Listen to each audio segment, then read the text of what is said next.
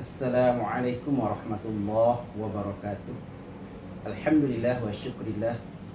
Wassalatu wassalamu ala rasulillah sallallahu alaihi wasallam la nabiyya ba'd.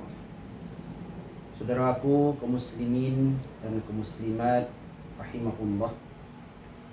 Dalam satu hadis Rasulullah sallallahu alaihi wasallam menyampaikan kepada kita, dan hadis ini adalah sebuah doa yang selalu diucapkan Rasulullah SAW dan dimohonkan kepada Allah Subhanahu wa taala, yaitu hadis tentang terhindar kita dari 4 hal keburukan.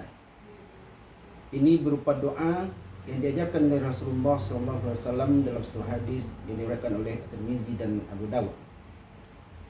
Apa doa yang dimohonkan oleh Rasulullah dari 4 hal keburukan itu? Yang pertama, Allahumma inni a'udzubika min qalbil la yakhsha. Ya Allah, aku bermohon kepada Engkau dari hati yang tidak pernah khusyuk. Kita bermohon kepada Allah agar terhindar dari hati yang tidak pernah khusyuk dalam beribadah. Karena ibadah yang akan diterima oleh Allah Subhanahu wa taala tentunya adalah ibadah yang khusyuk. Seperti salat yang kita lakukan adalah ibadah salat yang khusyuk. Kadang-kadang kita dalam beribadah, hati dan pikiran kita tidak menuju Allah Subhanahu wa taala. Kita tidak mampu menghadirkan dalam ibadah kita kepada Allah Subhanahu wa taala. Dan kita dalam beribadah, kita masih terpikir dalam benak kita, dalam hati dan pikiran kita masalah dunia kita. Yang kedua, doa yang kita harapkan kepada Allah Subhanahu wa taala agar terhindar dari wa min du'a illa yusma, dari doa yang tidak pernah dikabulkan oleh Allah Subhanahu wa taala.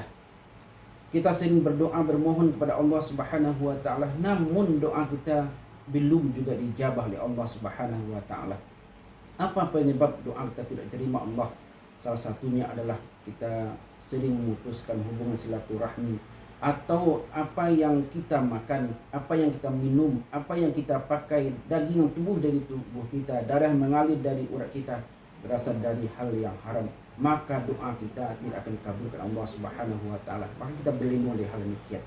Yang ketiga adalah wa min nafsil la tashba, dari nafsu yang tidak pernah puas.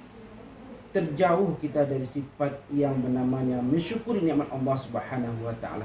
Setiap rezeki nikmat yang dari Allah, tidak kita pernah merasa puas terhadap nikmat Allah. Selalu mencari dan mencari, bahkan untuk memenuhi kebutuhan nafsu kita. Yang halal kita tinggalkan, bahkan yang haram selalu kita ambil, hak orang lain kita ambil. Yang keempat, kita berlindung pada Allah, ya wa min ilmin la yanfa, dari doa, dari ilmu yang tidak bermanfaat. Ilmu yang manfaat ini di sini ada 2, ilmu yang manfaat secara zatnya, yaitu ilmu yang berupa meminta bekerjasama dengan jin atau setan. Yang kedua, ilmu yang tidak manfaat itu adalah ilmu yang tidak diamalkan. Mungkin ilmu itu berasal dari Allah, Al-Quran, Sunnah, tapi tidak diamalkan terhadap ilmu yang kita miliki. Kita berlindung kepada Allah Subhanahu wa taala. Jadilah kita mengucapkan doa ini agar kita terhindar dari keempat keburukan ini, dari hati yang tidak pernah khusyuk, dari doa yang tidak dikabulkan oleh Allah Subhanahu wa taala, dari ilmu yang tidak bermanfaat, dan dari nafsu yang tidak pernah puas. Billahi taufiq wal hidayah. Assalamualaikum warahmatullahi wabarakatuh.